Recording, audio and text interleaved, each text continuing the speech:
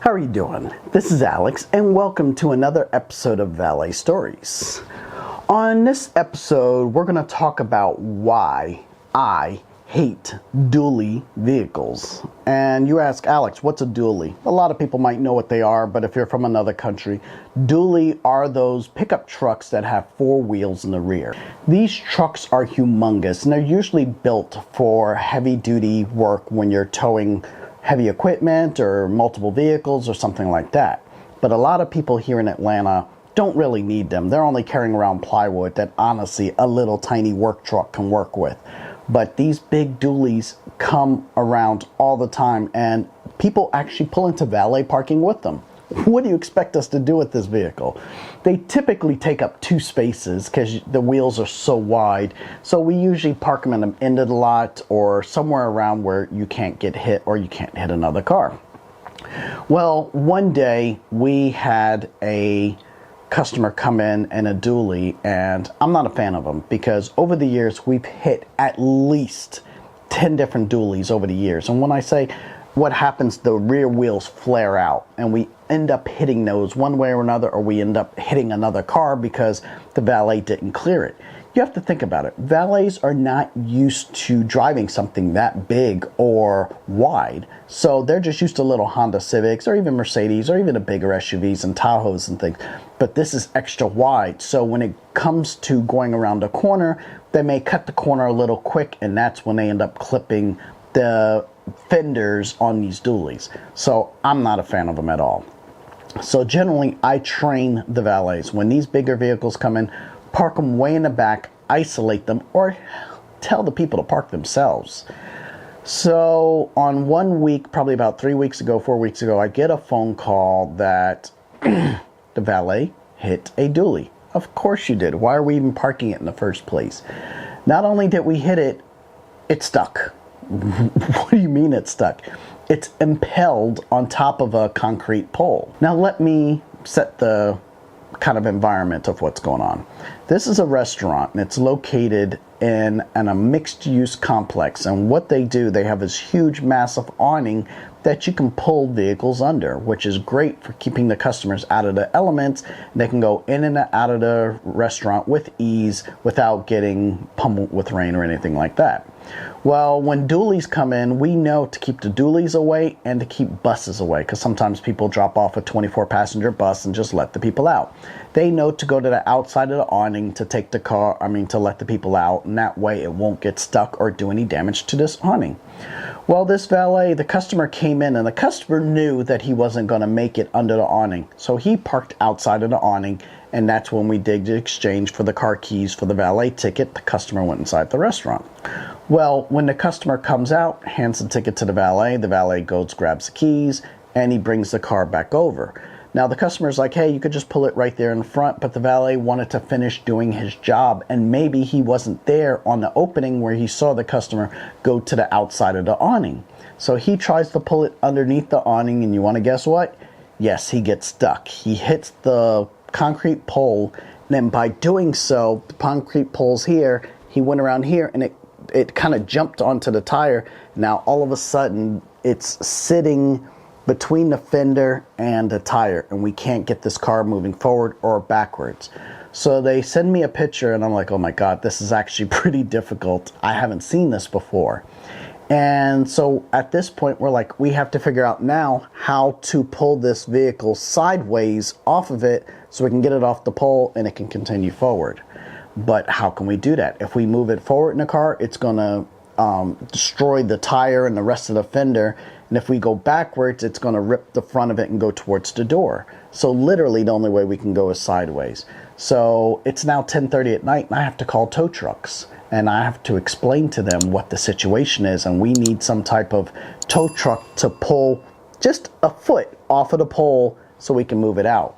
But it is they want to see pictures, and when they get there, they notice there's more cars parked here that we don't have the keys to, so you can't get a tow truck there.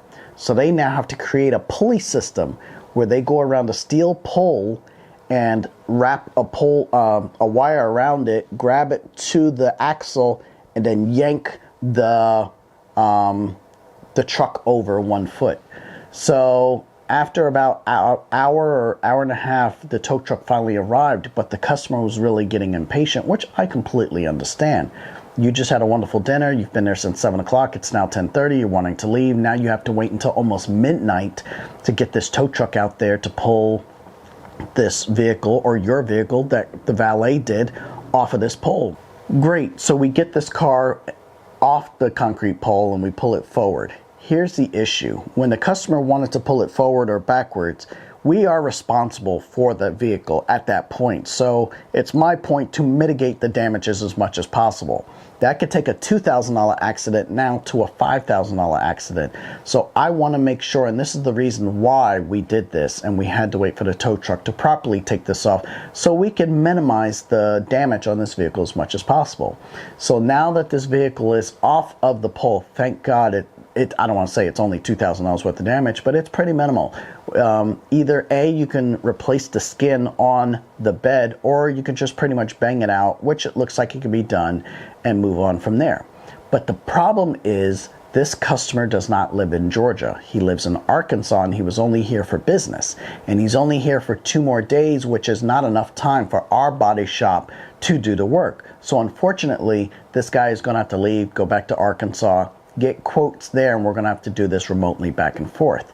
It's always so difficult to do so because now I have to depend on the body shops he's about to choose to do this work, and for me to negotiate with these body shops. Because here's the thing I tell you all the time with body shops. Whenever the body shops hear a third party is going to pay, it's basically retail price.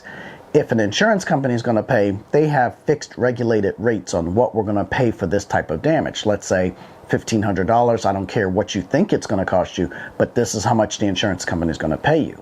But if we're not an insurance company, which we're not, they are going to charge us retail price. So I tell the guy to please get 3 estimates, and we're just going to not average it out, but just go for the one that you feel the best with.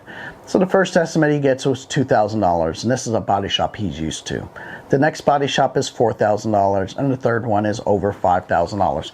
And this is with them trying to replace the entire bed. This is a Dodge Ram 3500 dually. So luckily this guy was nice enough where he was able to go to the first shop. It's only $2,000. We were able to write a check and send it on to them.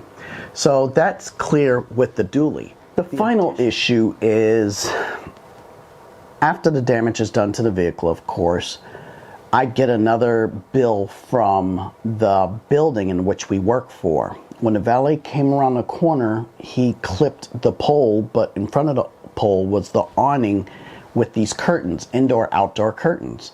So now nothing's ripped, but it's a scuff on it because it's paint transfer and all that, and they now want that awning curtain replaced. I think it was $240 for one, but they actually wanted all 4 of them done because when we put the new one up, it's brown, it's going to be darker than the rest of them because they've been faded naturally with the sun. Unfortunately, that's not our problem. We're not going to pay to make everything look better, but we are going to replace what we did damage to. And honestly, it didn't even need to be done, but they did it anyway. I paid for it to go to the awning company. They came out there and replaced it. So overall, this one ended up costing close to, oh, I forgot the tow truck. So it was $2,500. $2,000 for the car, $200 and something for the awning, and then another $300 for the tow truck, and all that comes out of our pocket. We don't go to insurance for that. So before you get into all of these things and say, hey, I want to start my own valet company, you have to make sure you have that money on hand to, and this could literally happen 2 or 3 times a month, and it does. We have claims that we pay out all the time, but I want you guys to understand it's not just all roses and rose glasses and everything like that. There are times where you need to have that cash on hand, and that's with me negotiating too. If I didn't negotiate, this guy could have gone to a $5,000 body shop along with everything else, and we would have been out the pocket $6,000, $7,000. So please be careful when you're out there. I hope you enjoy these crazy stories. There's more to come soon.